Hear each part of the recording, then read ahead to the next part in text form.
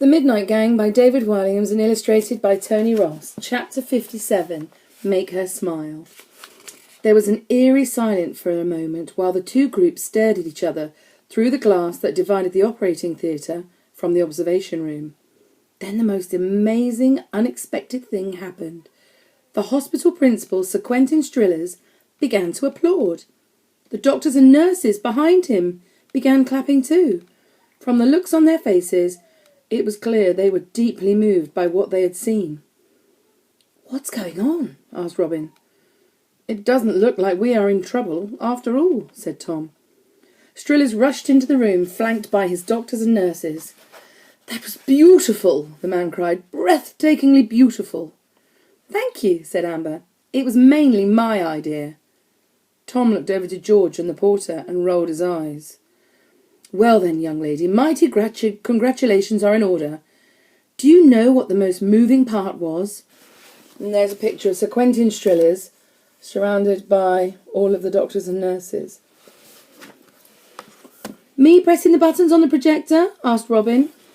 The principal didn't get the boy's dry sense of humour, so answered him seriously. "No, young man, although your button pressing was top-notch. What was truly wonderful was to see this little patient of mine smiling." With that, he patted Sally on the head awkwardly. The girl had been smiling right up until that moment. Now Sally was rather annoyed that this man she barely knew was patting her like a dog. And there's a picture of Sally looking a bit irked and a bit annoyed that Sir Quentin Strillers is patting her on the head. All the doctors and nurses, in fact everyone here at Lord Funt Hospital, have been working so hard to help young Susie. "Sally," said Sally. "Are you sure?" asked Strillers. "Yes," replied Sally. "My name is Sally, definitely. I'd remember that." "She can change her name to Susie if that helps you, Sir Quentin," offered up Robin. No, that won't be necessary, boy," said the principal, once again not getting the joke. "But one thing we never did, not even thought of doing, was make her smile." "Thank you so much, Sir Quentin," said Amber, taking all the credit once again.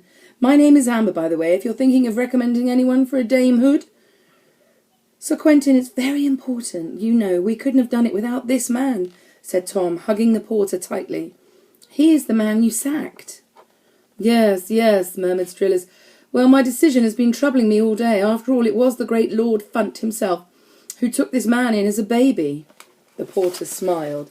And there's a picture of Sir Quentin Strillers with the porter, who's smiling, his funny little smile. "He grew up here," continued Sir Quentin, "and he has had a job here for many years." 44 years, remarked the porter. "Is it really? Well, it's safe to say that Lord Funt Hospital is your home. It always has been, and always will be. Seeing the look of joy on Sally's face has made me realise you might just be the best person we have here at the hospital. Forgive me, gentlemen and ladies, but this man is worth 100 doctors and nurses." The doctors and nurses murmured their disapproval. "Thank you, Sir Quentin Strillers," replied the porter proudly. "We look after the children's illnesses and injuries well here at the hospital," continued Strillers, "but we don't do nearly enough for their happiness. Porter man, sorry, what is your actual name?" "I don't know," said the porter. "I was never given one." "What? Why?" The principal was flabbergasted. "Surely everyone has a name." "My mother gave me up the day I was born," continued the porter, "and nobody adopted me, so I suppose nobody ever thought to give me a name." "That isn't right," said Robin, being serious for once. "We must find you a name," said Sir Quentin. "Is there one you fancy?" "I like Thomas," replied the porter. Tom smiled bashfully. "Thomas it is," said the principal. "And of course, Thomas, you have a job here for life. Just promise me there'll be no more flying naked old lady incidents."